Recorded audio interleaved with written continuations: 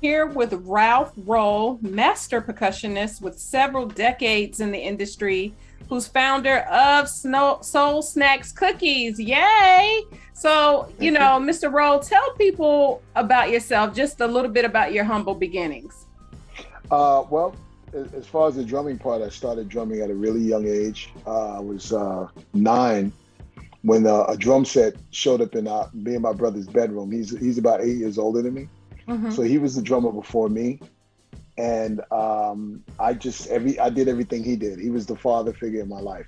Yeah. So I wanted to play drums, and he said, "No, you can play drums, but you're left-handed. So as long as you don't switch the drums around, you can play." Mm-hmm. So I didn't switch the drums around. So the reason why I am a left-handed, open-handed drummer, which most musicians will understand what that means, that I play a kit that's usually set up for right-handed people Mm-hmm. that play cross-handed like this, Mm-hmm. but I Oh. play open-handed like this. So, and what it's done is it's kind of afforded me the ability to do things with my left hand and still keep a groove going on with my right hand as I'm doing percussion on my left hand. So it kind of worked out in a mistakenly good way. In a So great way. You're like ambidextrous, yeah. if It, that's the ideal kind of, word. yeah, ambidextrous, yes. Yeah, so you've been banging on the drum since you were 8 years old. Is that About the eight, yeah, about 8 or 9, yeah. right? And you discovered a passion for creating beats early, but when did it become a professional avenue where you began making music? I did my first professional gig. I was 19. 19. Um, yeah. Uh, af- after after I started playing, um, the drums left the house, and I didn't know why the drums left the house. So I went and I asked my mother, "Well, mommy, what happened to the drums?" And she said, "Well, that's something you're going to have to talk to your brother about." And I knew where he was. I knew he was at his girlfriend's, and they were, just young teenagers in love. And so I went over and I said, what happened to the drums?" She said, "Well, listen, I had to sell the drums because Michelle is pregnant and mommy put me out." My mother, I'm the youngest of four. Mm-hmm. And my mother was that kind of woman that we all knew, that you Right. knew. Yes. She didn't play.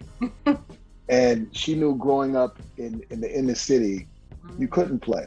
Mm-hmm. And she wanted to keep her kids in line as best as possible. And it took me many years to find out why she put him out. Mm-hmm. And she didn't put him out because Michelle got pregnant. She put him out because she didn't want me to see the example of what he was leading. So for many years, I was wondering why my brother wouldn't, hang out with me or play, spend time with me. And then he finally told me. He said, "Because mommy told me not to." Wow. She said she didn't want whatever influence that I had to have on you. Mm-hmm. And I went, wow, because it was a dark place. It was something I didn't know about. But him and I are good friends. My brother went on. The silver lining is he married Michelle, and about 2 or 3 weeks ago they had their 50th wedding anniversary. Aw. Yeah. So they have 4 daughters and many grandkids, and he retired. He used to be a mechanical engineer with his own firm, and he retired and moved to Florida, like most retired people. Beauty from the So ashes. yeah. So, like you have a stellar roster. You've even played for television sitcoms in front of a live audience, like Keenan Ivory Wayans Show, The Cosby Show, and A Different World. So when we say I'm doing this for the culture, which show stands out to you that made you proud to be a part of that historical Black culture? Okay. Well, to be very, very honest with you, and for most of us, I would say that at the time, the Cosby Show was something of an example that we weren't really getting on Right.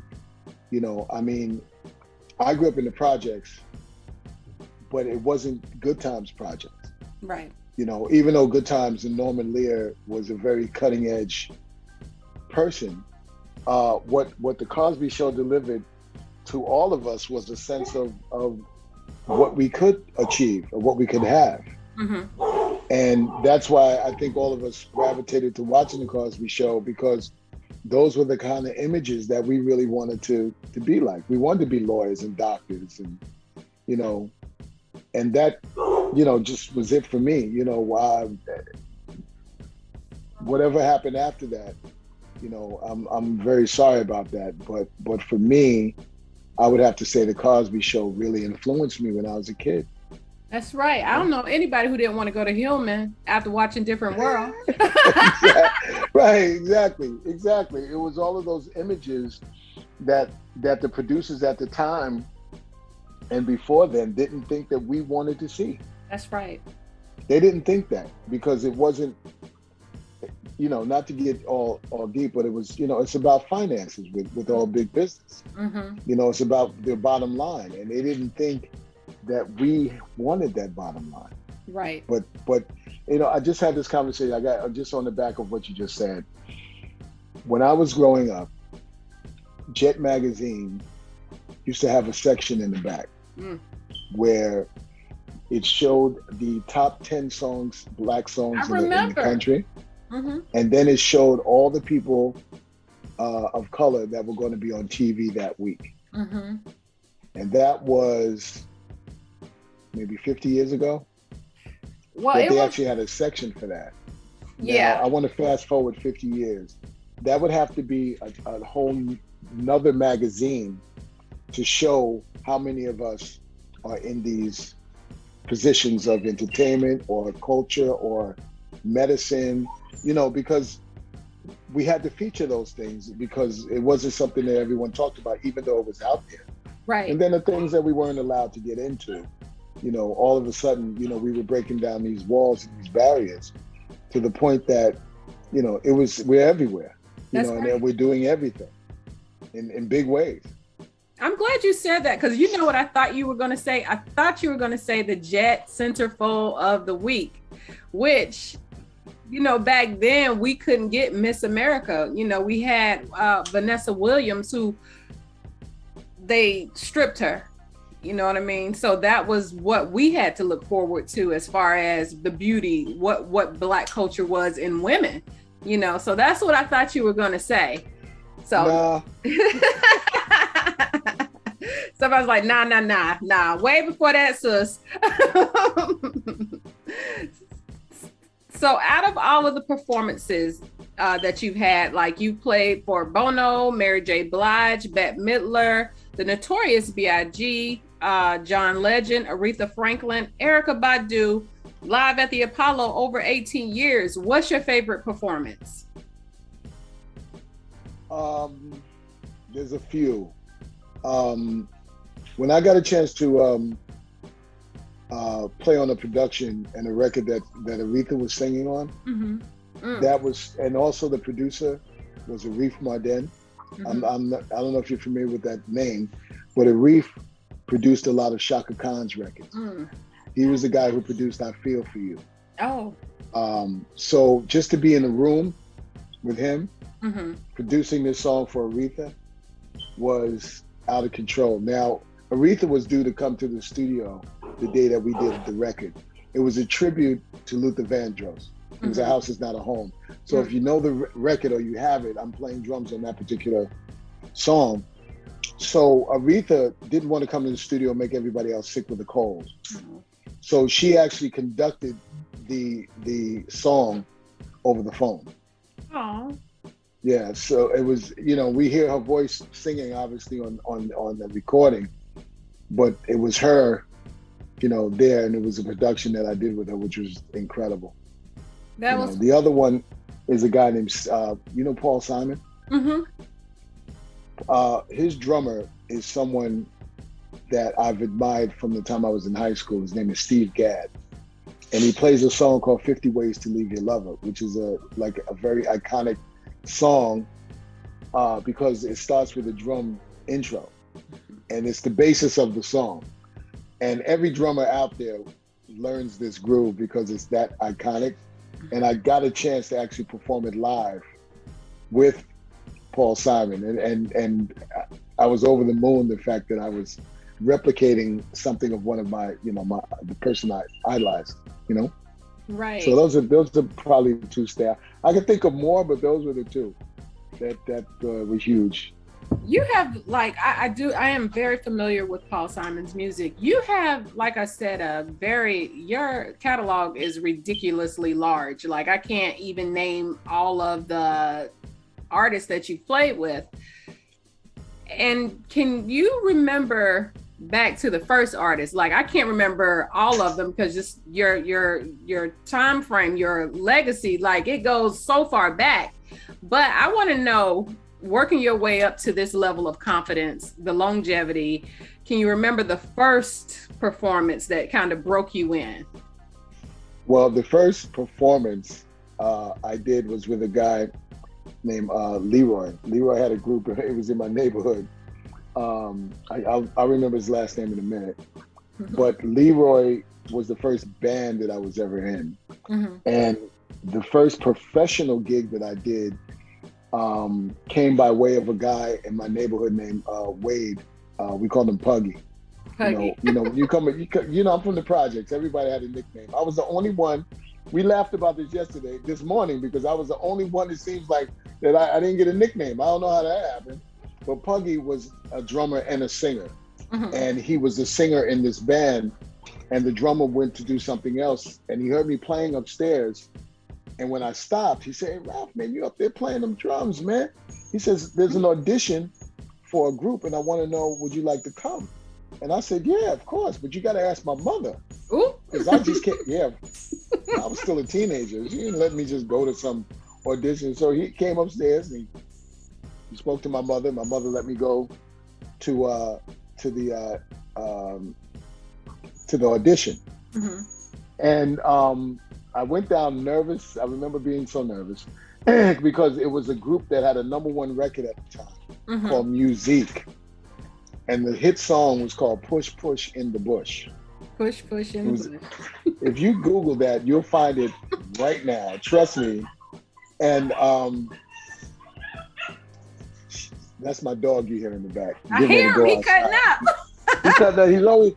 He's a puppy, so it's like, he's excited, rain and shine, to go outside. He like, "Listen, I'm ready to go. What you doing, Dad? What's good, Dad?" So I did the audition, I got the gig, and then they told me that the tour was in Mexico. Now, I've never been on a plane.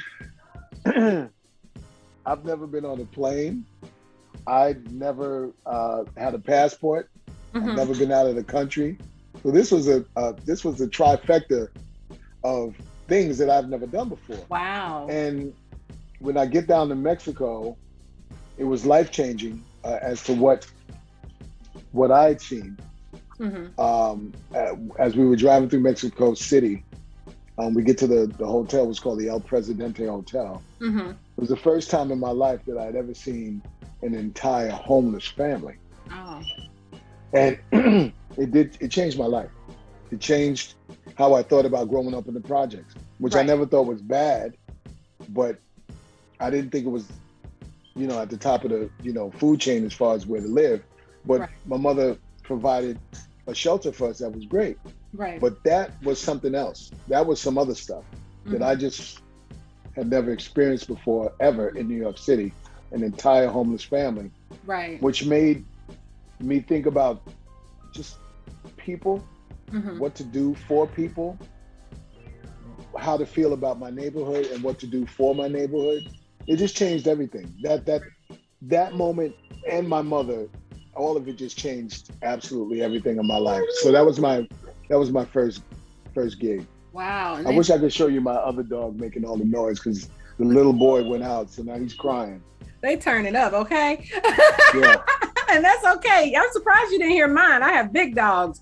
I heard you. Yeah, this guy's 173 pounds over here. Oh, he feeling some type of way. You want to take him outside? You hear him crying. You want to take him outside? Yeah. No. No. My wife just took the other one out, and he's mad that he didn't go. Oh, he'll calm down in a second. He'll calm down. Now, don't you know I'm doing an interview? Oh. Shush. I'm talking to you. You looking at me like, what? What? Why? No, it's not about you.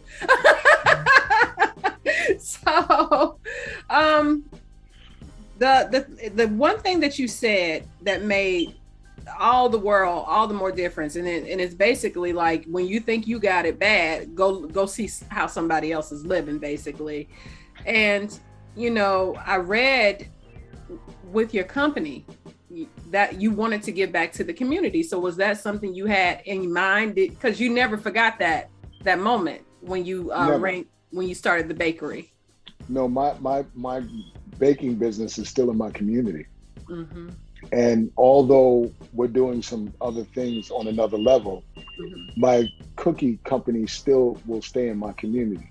Mm-hmm. We actually are moving to a bigger facility. Wow. And we're opening a culinary school. Congratulations. Yeah, we're inside the bakery. We're putting a school. And my partner is a guy that he's like a rock star to me. His name is Bill Yassis. Mm-hmm. If you Google Bill Yassis, you'll see why he's a rock star to me. Bill Yassis was the pastry chef for the Obamas and the Bush family. And we met while working with this current foundation. It's called Voices for Life. Mm-hmm. And it was put together for the purpose of building a pediatric cancer hospital in Ghana. So I've been passionately working with that. And from that, he asked me to get involved with his company, which is called One World, One Kitchen. Mm. So my current company, because I know from baking, mm-hmm. what happens to different product coming out of different countries.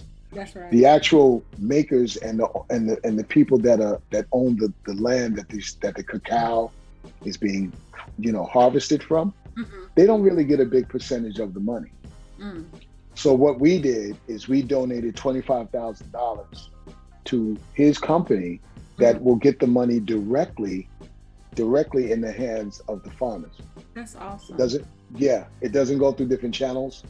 And again, we might have $10 in our pocket and think we broke. Mm. And that same $10 to somebody else could be $100. Right. But again, the biggest problem is that they don't see that hard work that they're doing. Mm-hmm. They don't really get to reap the benefits of it. Bigger companies do. Right. And I've known that for many years. So when we donated the money to him, it was for the sole purpose of making sure that we did it. And then our packaging on the new product that we're putting out in Walmart actually says that we're doing that. Yeah. That we're giving back directly. Man, you just a bomb story, okay? So so you started this bakery and I read where you were upstairs, New York Times called, you thought it was a fluke. Tell us about that. I hung up on him. Hung up on him. Yeah, we had moved from the apartment because we started getting so many calls. Angelo Ellaby has been my friend since the 80s, the late 80s, when he first started his publicity company. He's so bomb. I love him. Yeah, and he's all that. And when the company got going, the first interview came by way of us selling the cookies the very first time, my girlfriend and I. Mm-hmm. We were at Sylvia's. And do you know Melba's restaurant, the Soul Food restaurant in Harlem? Mm-hmm. Well, Melba at the time was the producer of the open mic that I was playing at. Mm-hmm. So Monday night I was at somewhere else. Tuesday night I was there. Wednesday I used to work at the Apollo. Thursday I was at Nell's. Friday and Saturday and Sunday I was doing gigs somewhere else. I was working 7 nights a week. Wow. So when my girlfriend moved in, we wanted to give gifts to all of our friends. We was in that cushy love. So we just give gifts to our friends and let them know how much we love each other. Oh. So we decided, I suggested to bake the cookies because I had already been baking cookies. So we did. So we went downtown and got these tins from a 99-cent store on 33rd or 32nd Street near Macy's. And we packed the cookies and we sent it out to everyone, and everyone got back to us and said how much they enjoyed the product, that we should seriously think about selling it. And I was like, I know there was a point that I wanted to do that, but that point came. So that's when I asked Melba, can I bring the cookies to the night of the open mic and sell the cookies? And she said yes. So we made samples. We put the cookies in a sandwich bag inside of a brown bag, took a label that I made on the computer out of regular paper, took school glue, put it on the back, put it on the label, put some Scotch tape, and brought like 25 bags with samples down and sold them for $5-6 a bag, something like that. And it just so happens there was a guy at the bar from a magazine called YSB magazine that BET used to own. And he said, wow, these cookies are great. I understand you're the drummer at the Apollo. Can I do a story on you? And then I told him, I said, my girlfriend is also from the projects, but she graduated from Juilliard. So he said, wow, this is a really cool story. So that catapulted into my relationship with Angelo. And then the New York Times called, and we were getting so many calls at that point because we had been on NBC, ABC, and all of these networks that when they called, I thought it was a prank call. So the woman said, hi, this is New York Times. I'm like, yeah, whatever. And I hung up. And she called back and said, hello, this is the New York Times. We want to do a story on you that we just saw on NBC. And I just apologized profusely. Like I thought you were a prank call because we've been getting those. Right. And she came uptown. She did an article on us, ended up in the New York Times, and that just went crazy. So we were in The Source and Ride On and Vibe and the Daily News, the London Independent. We started going. This is all because of Angela. Right. So I just so coming full circle all of these years, many different iterations of the business. I went back to him for publicity when I can actually afford to go back to him. That part. Because he did me a favor in the beginning. He did me a favor. That's right. You paid homage. You paid literally. So yes. Now there is a story. There is a humility in that, because even with many entrepreneurs or people who strike out on passion and talent, and you're doing it for years, and you're not moving as fast as you want to, or you're stagnant in some areas. You've been doing this for a very long time, and now you have a deal with Wal-Mart. So how long did it take you to get here? 26 years. 26 years. That took work. Yeah. When I was a kid, there's a couple of things outside of my family that hit me, that stay with me. One of those things is a guy named Ralph McDaniels used to have a show on like Channel 30 something. I don't even know. But excuse me, my nose is running like it's cold in here. And at the end of every show, Ralph would say, persistence overcomes resistance. Persistence overcomes. That was his tagline. Okay. Persistence overcomes resistance. And I never forgot that. I was like, I'm keeping that, and I've just always been very just romantic about my dreams and passionate about my dreams. And when I'm teaching my classes now, I tell people, if this is something you really want to do, don't look at success at how much money you make. Look at the thought. Finish the thought. Learn what you're doing. Learn a song. Finish the thought. Then you are successful. You can take one little success at a time and stack those up. And remember that passion has no expiration date. That's right. None. If you walk away, then you wasn't really passionate about it in the first place. That part. That's just my feeling. So hopefully through my example, that I will inspire some people to follow their dreams down the path until they have success. And success is not money. That's right. Okay. It's not money. That's a residual. I'm not going to complain about doing it. No, I never complain. Like, God has opened so many doors, and then that's what we get. When you were not educated in that specific field, but when God called you to do this thing, he qualified you when he called you to do this thing. So it's kind of like I said, when your parent tells you to do something, you do it. So either you will or you won't. And I've never and never will disrespect the opportunities that have come my way. Never. Right. I don't see myself in that light. That's right. You know, I just, you know, I've never been a cocky person, or I've done this or I've done that, or no, no, it's just not who I am. Right.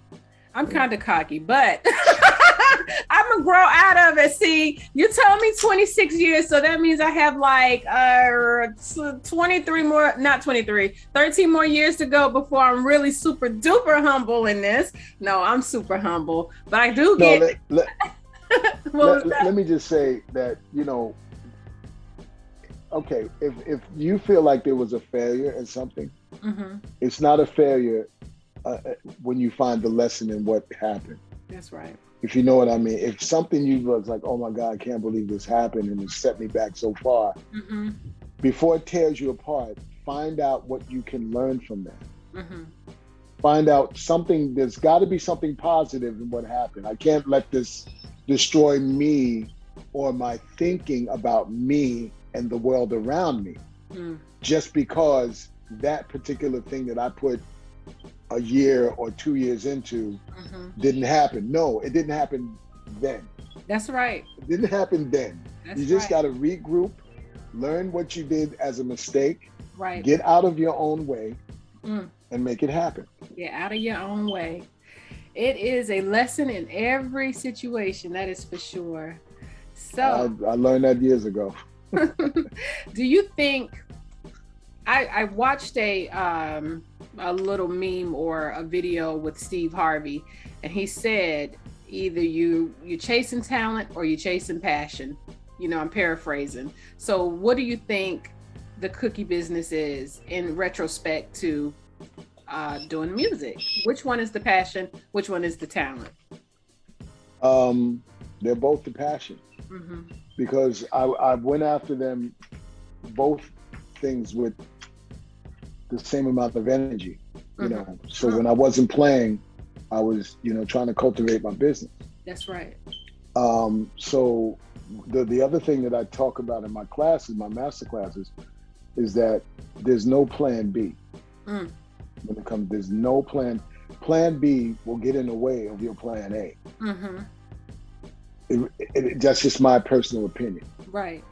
It's all about thinking about what needs to be done and putting all of your energy into that when you have the time to put it in. And if you continue to feel that way, plan B, well, if this doesn't work, then I could go do that. You know, that has never been my thinking. So the cookie company was plan A.1. The drumming was plan A, but it was never a plan B. It wasn't like I'm going to do cookies and fall back on my music, or I'm going to do music and fall back on my cookies. It's like, no, my choice is to try to be successful in both of these, which means I got to put in the time. And you know exactly what I mean, because when you're up at 3 or 4 o'clock in the morning and you don't feel like you're sleepy when you just did 14 hours, that's your passion driving you. That's right. That is totally your passion. Right. Until somebody comes to you and go, hey, you sleepy, aren't you? And you go, you know what? I wish you wouldn't have said that, but yeah. That put negativity in my head, okay? Yes, with my writing, I have been there, up at the crack of dawn, writing, just going at it. It's passion. It's passion. I love that. So you've stimulated me. You re-energized me, because you know you have to go to somebody that's going to inspire you to light that flame. Sometimes that flame flickers. You know, it doesn't go out, but it definitely flickers. So listening, of course it does. You have motivated me tremendously. So thank you. I'm I'm glad I have. You know, and no, honestly, because you know, the only person that could stop you from doing anything is you. That's right. Can't nobody stop you from doing anything but you. You gotta, it's just how you visualize yourself, you know, and your triumphs, and just don't put an expiration date on, just work hard at it. Make your connections, let people know you're out there, you know, find your area and keep on pushing. Right. That's how I think it's done. My area is greatness. I'm gonna be out there, okay? There you go. So like with the distribution deal, like getting to Walmart, how difficult was that? Well, the path to Walmart was a very strange path. One of the things that I've always done is to make sure that there was something out there visibly, marketably for people to see. And that's the beauty, again, going back to my master classes, it's one of the things that I've always done is talk about the things that worked for me. The terror is back, as you can hear. One thing that I've always done is try to explain to people what those things are that work. You know, what can you do to make things work for you? That's right. And the big thing was, what if? Those are two dangerous words. What if it doesn't work? What if people don't like what I do? The mathematics on people is the amount of people that are out there that are going to hate your stuff or not like your stuff versus the amount of people that will. I'm going on the will side. I'm going on the what if, they love it, and worry about how am I going to fulfill those orders, as opposed to what if they don't like it. I don't even use the words what if or can't as much as possible. And I teach those things to people. Don't just stay out of that realm, because it's a mental exercise, and your brain is a muscle, and if you exercise it, it grows, and if you don't, it will atrophy. Right. And COVID has proven to us that without that mental connection and exercise, that it can hurt some of us. But it all depends on how tight of a connections you have with a person, or with people, or with yourself, to help you get through those moments. And it takes a strong will. That's right. So when you see success on any level and you equate it to money, that is the first big mistake. That's right. That's the first one. You take that money thing off the table and you look at finishing the thought, you'll get to that point, because now you're not stressing about how much money you do or don't have or get from what you're doing, because somebody else is getting that kind of money. And why aren't you getting, it's self-defeating. That's tacky. It's not for me. No, that's tacky. It's so ghetto. Thank you. That's so ghetto.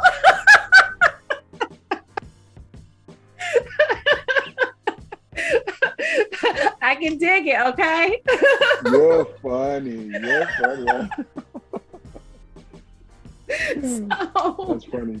When will the cookie, so you will be at over 700. Oh, I didn't finish telling you the story. Okay. You asked me a question and I realized I got off into my whole thing. From putting this stuff out there on the internet, and a gentleman saw my company, and he was actually thinking about starting a company called Soul Snacks. So when he Googled it, everything Soul Snacks is, even trademark, came up with my name on it. Oh. So he's like, who is this Ralph Roll guy? He's got the trademark for Soul Snacks. He's got the website for Soul Snacks. He's got all of this. He's got all of this stuff for Soul Snacks. And could I kill my dog right now? You wouldn't call the police, right? I'm sorry. I said, can I kill my dog right now? No, don't kill the dog. I thought you was gonna get him and pet him. and his name is Romeo too. Romeo ain't Romeo. Romeo. He ain't romantic at all right now. Okay. Come here, boy. Come here. Hold on, I'm in the middle of an interview. You making life hard. Say hi. Hi, Romeo. He ain't Romeoing at all. He's so adorable. Okay. Yeah. Okay. Yeah, this is the puppy.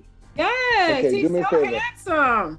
Be quiet for a minute while I talk, all right? Would you do that? Thank you. So, in his quest to find this company, he looked me up, saw that I worked with the Apollo. His best friend is a magician. This is how crazy it is, and worked at the Apollo before. So he said, this guy. And his friend said, yeah, I know him. Mm-hmm. So he went here. Somehow he got my number. I don't know where he got it from, but he called me Mm-hmm. and he said, hey, this is Mark. I have a friend who wants to meet you. And I think you might want to talk to him. He's very interested in working with you. Now, what I didn't know was the guy that he was talking about was a multimillionaire very many times over, Wow. many times over. That was thinking about starting a company and had another partner that was offered a slot in Walmart's cookie section. Mm-hmm. So they were trying to develop a product. They sent a food scientist up to us to try to develop a different type of product than what we had. Mm-hmm. It really didn't work out. Mm-hmm. So what we sent to Walmart was our original cookies. Okay. And they liked it a lot, set up a meeting with us. And the buyer and her assistant in the Zoom call said, these are probably the best cookies that we have ever tasted as a sample.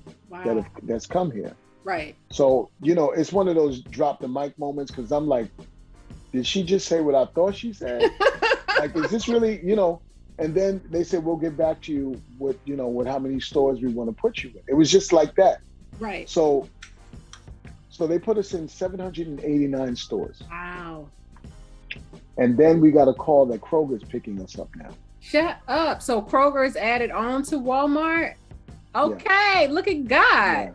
Yeah. So it's kind of it's the most, humbling and unbelievable thing. And all I've been doing is taking everything that I compiled to make sure that people have all the information. Mm-hmm. It's a lot of information I put together over the years. Mm-hmm. Relationships, mm-hmm. For the purpose of moving the product forward. That's in right. the best way possible, and teaching people about what wealth really is. Mm-hmm. That it, as I said before, wealth is not money. That's right. That's not wealth. That's a residual of passion. Mm-hmm. You know what I mean? So don't worry, sister. Whatever's going on, you're going to be all right. That's as long right. as you stick to the game plan.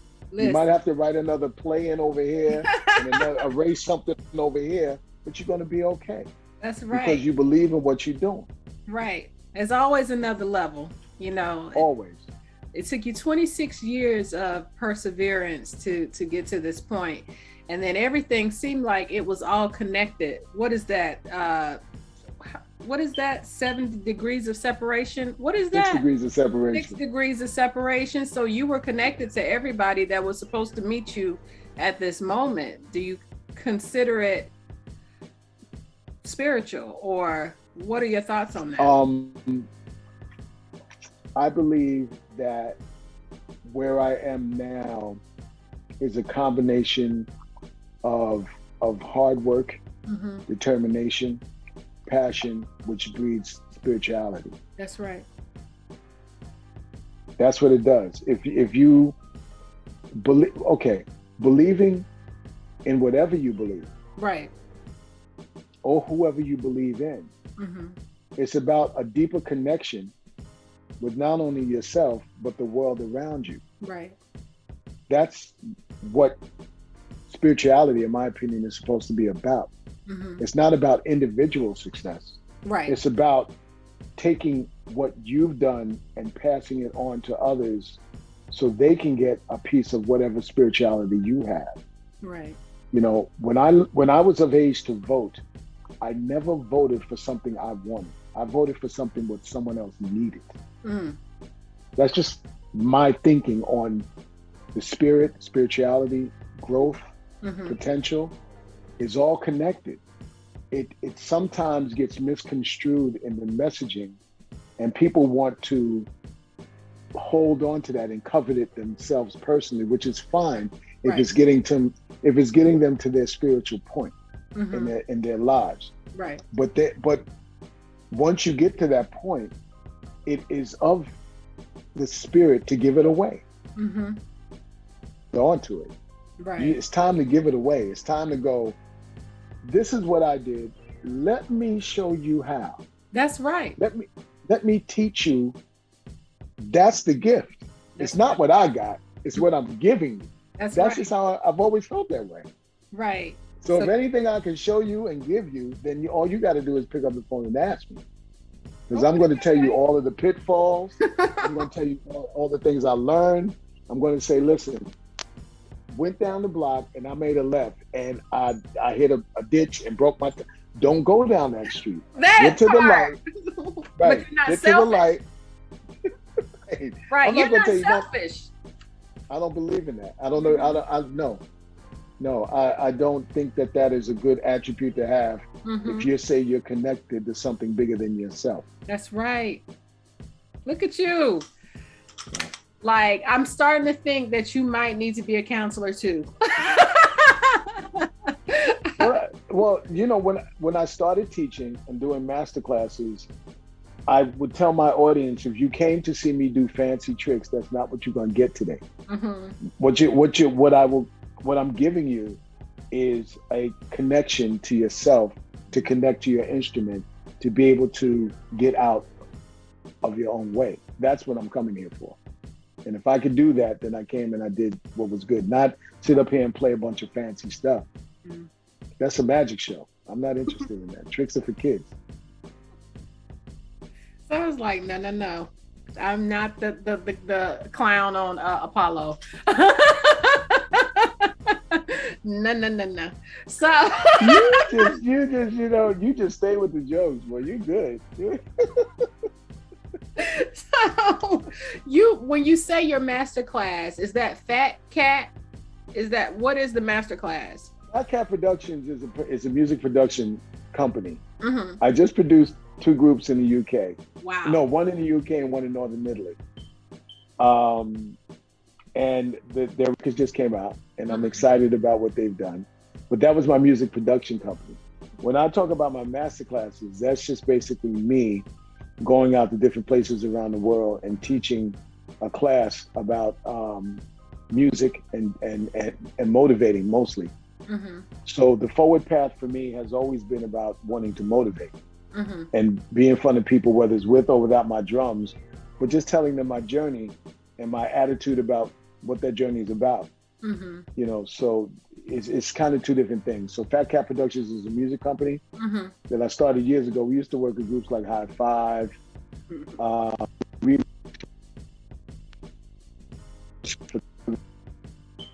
other groups on different labels, and it was great. My partner is now working doing promotion for me on the West Coast Cookie Company, and my other partner lives down in with his family, and he's doing production for music on TV show soundtracks. That's amazing. So everybody connected to you wins no matter what. That's just theoretically. Real close. My mother was nobody's. I to defy that lady, and my mother was a pit bull, and she raised us like. Her favorite line was, "I'm a Leo, don't mess with me." That's right. So I took those lessons well. You know, my daughter's 19. I never had to put my hands on my child. But I learned that face from my mother. That face, like face. And she would just look at me and go, "What?" I was like, "What's wrong with them dishes? What's up? Like, what are you doing?" So it's a Bronx face, I think, is what it is. It's definitely probably a Bronx face, because I done got the Bronx face tonight. I'm just kidding. I'm kidding. I'm definitely kidding. I did not get the Bronx face, but I got sis, let me school you for a minute. Let me sit you down for a minute, okay? Let me school you before you not pause it, but talk yourself out of your journey. So I love that. Now with the cookies, it's hitting Walmart and Kroger's, correct? But Kroger has us in their vendor list. We're just waiting for them to give us the amount of stores. That should be like any day now. But we've already signed up as vendors. What happens is what you have to get in their system. Same thing with Walmart. There's a lot of work that goes on to get into these company systems. You're in, then they make the decision to where the stores they want to put you in. So now we're in the Kroger system, which took a while. Right. And so hopefully in the next few days, we're giving you these amount of stores, and we'll roll out this time. So this is going to be a busy year. Yeah, it is a phenomenal year coming off the heels of the pandemic, beauty from ashes, and birthing this thing that you've been working on for 26 years. It's a beautiful thing. So you use your an old family recipe. Can you tell us about that? My grandmother was, she was an amazing person. I don't ever my grandmother yelling like him. Never. I remember my grandmother always speaking very softly to get what she wanted, and always remember her in the kitchen cooking. And my cousin Vincent was a year younger than me. We would go in the kitchen when my grandmother was cooking, and she'd give us the bowl when she had done putting the batter inside of the cake mix or whatever she was doing, and give it to us, and our fingers would be all in that bowl forever and a day. And those memories of just that time and smelling the cake baking and the food and sitting on telephone books to reach the table are very vivid memories. Right. And those are the kind of memories that you go. And after my brother left, there was only 3 women left in my house. My grandmother, my aunt, and my cousin was there, but it was only me. I was the only man in the house. So I ended up all of the things in the house that the women did. I learned how to cook. I learned how to sew. My sister would have me turn double Dutch. I mean, it's funny, as a kid, I never second guessed it or felt like it was a strange thing to do. Well, everybody did it. That's how I felt. So working in the kitchen for some, think that that's a very not manly thing to do, which is the most, I don't even get that. Because growing up a kid and being shy, that's how I met the girls. Okay. If I met a girl, I would bake a cupcake or some, something cool, or make a one layer, that in line, because I wasn't cool like my friends. I was a nerd. I was really good in school, and I got there, and I just didn't have that swag like they did. So my thing was, I got to figure out my swag. Yeah. That was how it all got started. And I just stayed, in the kitchen. Most of my ex-girlfriends will tell me, he knows how to cook. Yeah. Listen. And it's like music. It's a very beautiful effect that when you see somebody smiling after something you created. So well, you're a bad drummer. There's no doubt about that, okay? But back then, you couldn't get drums in the school, so you had to cook. So I understand, okay? See what I'm saying? You get it. I get it. You can't take them to school, but you can cook. Right. So thank you very much. You're welcome. That's funny. So you're funny. I just need to. You might want to think about doing a little stand-up every now and then, because I am not the first person to tell you got jokes. Nah, I don't even know what it is half the time. You ask my kids, they say I'm corny. You ask somebody my age, I'm funny as all get out. So it depends on the generation, okay? How old are your children? 27, 24, 21, and 18. Yep. So when people realize, oh, she's really older, like, okay, so that's why she's so wise. Okay, maybe I'll tell you after the interview, but I tell you. And anyway, next question. The next question is, where can our viewers follow you, and just kind of like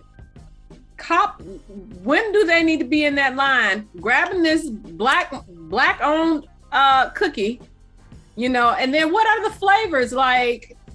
Well, Walmart picked up 2, Mm-hmm. and we're hoping that Kroger will pick up 3. Okay. Because the 3 flavors that we have, Down Home Double Chocolate Chip, Okay.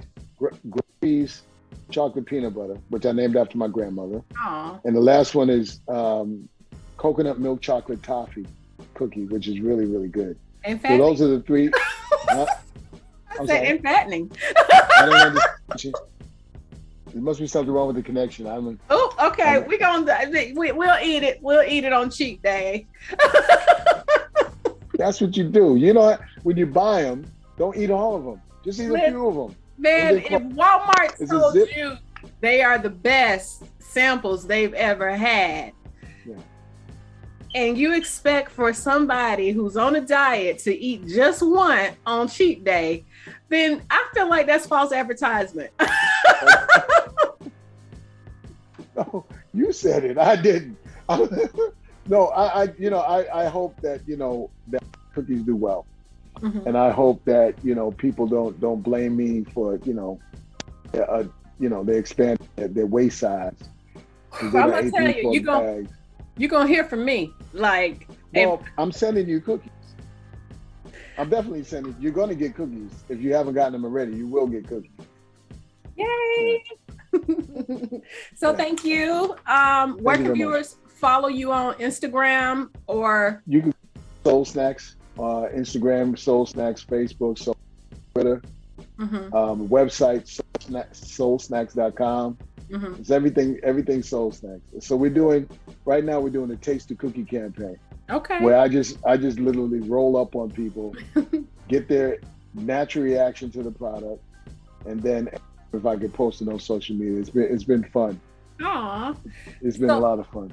Can people order directly before it even hits Walmart? Order directly from the website? Absolutely. Okay. Yeah, you'll get the classic brand if you must. Yeah, so you can go to soulsnacks.com and you can absolutely get the cookies. Yay! I would recommend people trying something like the sweet potato cookie because we're the only ones that have it. Here you go. With the stuff that got all the sugar in it, but okay, we're gonna do this, and then you gonna hear from me, okay? With the fist, you gonna hear from me. He said with the fist. Hold on, let me just run down some of the flavors. Hold on, just give me 1 second. I'm gonna get since so Down Home Double Chocolate Chip, sweet potato, coconut milk chocolate toffee, chewy oatmeal raisin, French cocoa chocolate chip, peanut butter, ebony and ivory almond cookie, lemon of butter, a chunked up chocolate, bread, cranberry oat, Miami raisin.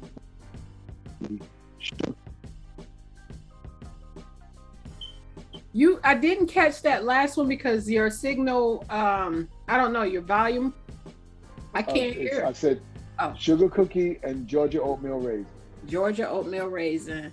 So all lovely fattening products. And I encourage you all to go out and buy. But I'm definitely gonna what is the name of your show again? I'm sorry. Interrupted Vlogs. That got jokes. That should be it. That's the tagline. So funny. I'm definitely going to be one of the ones that go to the store to support your brand because, as a culture, just repping, number one, having this opportunity to speak with you. And if it's good, I'm going to keep buying it, which I know is good because Walmart said it's the best sample they ever had. So whether I gain 1 pound or 5, you're going to know about it. So thank you. I appreciate your time, and you are funny. I'm 1,000% going to cop the brand, and I'm definitely going to order from the site since Walmart is carrying a limited flavor, because they're only carrying 2, right? So if you want to test your taste buds and just explore different things, I encourage you all to hit the website, cop some cookies. Like the Girl Scouts, not the only ones popping. This is Black owned, so let's get to it, okay? So much. I really appreciate your time. Thank you. Now you can get that little dog and get him together real quick. I want to take him outside. Yes. He's bad, man. What kind of dogs you have? Pit bulls. Gangster. Look at you. No, they are very docile, gentle creatures. I'm joking. Oh. Because they're such sweet animals. They are. You know, it's just some of the people get a hold of them, as you know, and they turn them into things. My big boy, he's such a cuddly, big dog. I love him. He's usually right here work around his head, my arm up like this. It's just a mess. But I just love dogs. If I had the space, I'd have about 5 dogs. I did have 5 dogs at one time, but that's a whole nother story. Yeah, no, because somebody gonna have to walk them, and it ain't. Listen, I have enough with those two who think they walking me, and we're not gonna do that, okay? So thank you so much. You have help. So I mean, my son takes them out, or the other kids will take them out. It's very rare that I take them out as often now, but you know, when I do take them out, I have to let them know that I'm the walker. They not walking me. You're not getting ready to drag me. That's not what we're doing today. So I understand. But I have their names are Madison and Mason, so they're pretty good kids. Let's just say that, except when they get attachment anxiety, like, you know, when they know you get ready to leave, that's when they turn up. So otherwise, they're pretty good kids. So just like this one, same thing. He don't want you talking to nobody. He's selfish. Nobody. No, he's like that. And he usually makes this really weird sound. I can't believe he's being quiet. Well, he probably know you're wrapping up. That's why he quiet. Yeah, but the whole time, so people in the interview gonna be like, man, what was he got a kennel in there? That's y'all. That's one little 7-pound dog. I'm sorry. Apologies. He wanted to talk to Daddy, and Daddy was talking to somebody else. He was like, nah, I ain't feeling that voice. So thank you so much, and you have a great night.